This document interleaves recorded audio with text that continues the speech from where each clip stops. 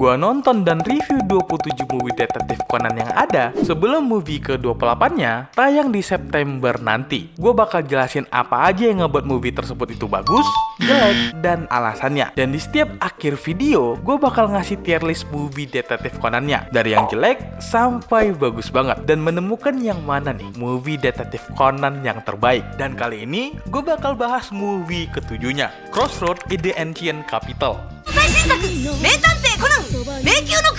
Crossroad in the Ancient Capital rilis pertama kali di Jepang 19 April 2003. Movie ketujuhnya ini mengambil timeline di antara episode 315 dan episode 316.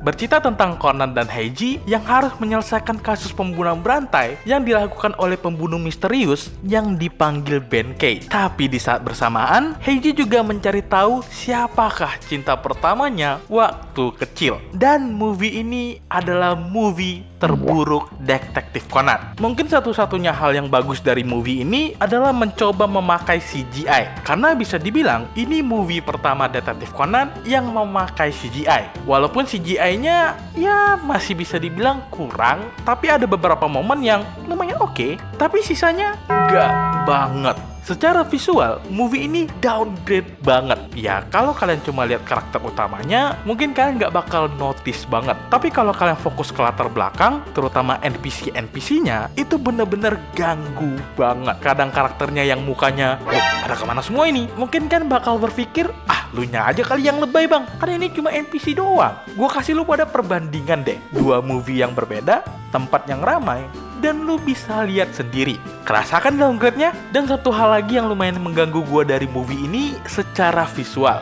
Movie ketujuhnya ini suka banget ambil long shot. Ya, pemandangan di movie ini emang lumayan bagus. Tapi, gue ini kan lagi nonton detektif Conan ya, bukan promo kota Kyoto. Visual dari movie ini seakan cuma buat daya tarik turis doang. Desain background yang indah banget, tapi begitu ke karakternya jelek. Dan ini satu-satunya movie detektif Conan yang romansnya gue sama sekali gak suka.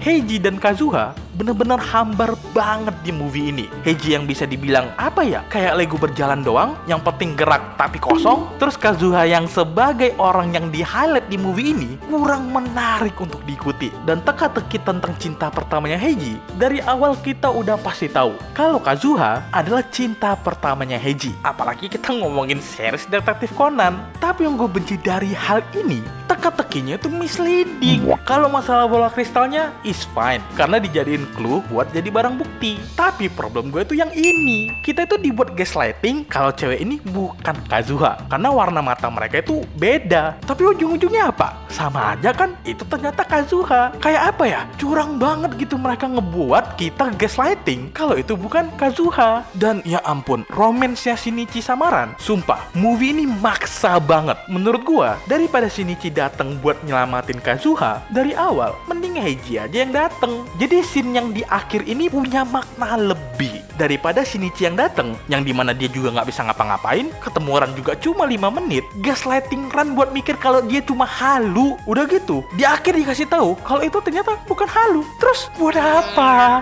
Untuk kasusnya, mungkin karena gue nggak terlalu tahu tentang Yoshitsune dan Benkei, jadi gue agak kurang tertarik sama beberapa clue-nya. Tapi apa poinnya? Ceritain tentang mereka berdua ini, tapi di akhir kasusnya cuma karena iri doang. Terus ini nih, di bagian akhir yang biksunya bilang, oh mereka berdua seperti Yoshitsune dan Benkei. Maksa banget anjing. Kata-kata ini terkesan cuma dibuat-buat doang biar relate ke Heiji dan Shinichi. Mungkin kalian yang denger ini ngerasa gue benci banget sama movie ini. Dan buat yang gak suka, gue sorry banget. Movie ini bener-bener boring banget. Premis ceritanya ngaco, plot kasusnya kocak, romansnya maksa. Padahal ini movie pertamanya Heiji sebagai main karakter loh. Tapi entah kenapa lebih menarik Heiji yang di series daripada di movie-nya. Bahkan The 14 Target lebih bagus daripada movie ketujuhnya ini. Dan udah pasti, movie-nya ini gue taruh paling bawah. Gue saking boringnya ya lihat movie ini, 3 kali gue berhenti karena ngerasa bosen. Dan di video selanjutnya, gue bakal bahas movie yang disukain lumayan banyak orang, yaitu Magician of the Silver Sky.